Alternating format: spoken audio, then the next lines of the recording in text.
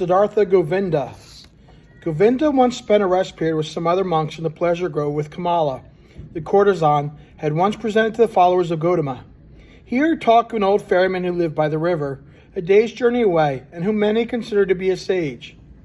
When Govinda moved on, he chose the path to the ferry, eager to see this ferryman, for although he lived his life according to rule, and was also regarded with respect by the younger monks for his age and modesty, there was still restlessness in his heart, and his seeking was unsatisfied. He arrived at the river and asked the old man to take him across. When they climbed out of the boat, on the other side, he said to the old man, "You show much kindness to the monks and pilgrims. You have taken many of us across. Are you not also a seeker of the right path?" There was a smile in Siddhartha's old eyes as he said, "Do you call yourself a seeker, O venerable one? You who are already advanced in years and wear the robe of Gautama's monks?" "I am indeed old," said Govinda, "but I have never ceased seeking. I will never cease seeking. That seems to be my destiny. It seems to me that you also have sought. Will you talk to me a little about it, my friend?" Siddhartha said, "What could I say to you that would be of value, except that perhaps you seek too much, that as a result of your seeking, you cannot find." "How is that?" asked Govinda. "When someone is seeking," said Siddhartha, "it happens quite easily that he only sees the thing that he is seeking, that he is unable to find anything, and unable to absorb anything, because he is only thinking of the thing he is seeking, because he has a goal, because he is obsessed with his goal. Seeking means to have a goal, but finding means to be free, to be receptive, to have no goal. You, O worthy one, are perhaps indeed a seeker, for in striving towards your goal, you do not see many things that are under your nose." "I do not yet quite understand," said Govinda. "How do you mean?"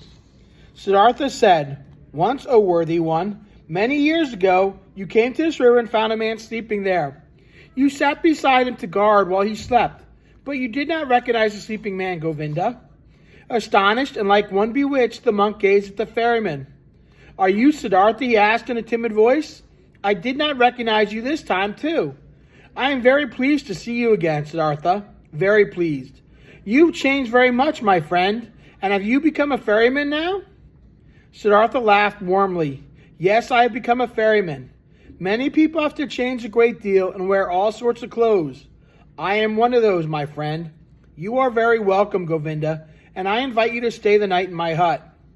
Govinda stayed the night in the hut and slept in the bed that once had been Vasudeva's. He asked a friend of his youth many questions, and Siddhartha had a great deal to tell him about his life. When it was time for Govinda to depart the following morning, he said with some hesitation, 'Before I go on my way, Siddhartha, I should like to ask you one more question. Have you a doctrine, belief, or knowledge which you uphold, which helps you to live and do right?' Siddhartha said, 'You know, my friend, that even as a young man, when we lived with the ascetics in the forest, I came to distrust doctrines and teachers and to turn my back on them. I am still of that same turn of mind, although I have, since that time, had many teachers. A beautiful courtesan was my teacher for a long time, and a rich merchant and a dice player. On one occasion, one of the Buddhist wandering monks was my teacher. He halted in his pilgrimage to sit beside me when I fell asleep in the forest. I also learned something from him, and I am grateful to him, very grateful. But most of all, I have learned from this river and from my predecessor, Vasudeva. He was a simple man. He was not a thinker, but he realized the essential as well as Gautama. He was a holy man, a saint." Govinda said, "It seems to me, Siddhartha, that you still like to jest a little. I believe you and know that you have not followed any teacher, but have you not yourself, if not a doctrine, certain thoughts? Have you not discovered certain knowledge yourself that has helped you to live? It would give me great pleasure if you would tell me something about this." Siddhartha said, "Yes, I have had thoughts and knowledge here and there, sometimes for an hour or for a day.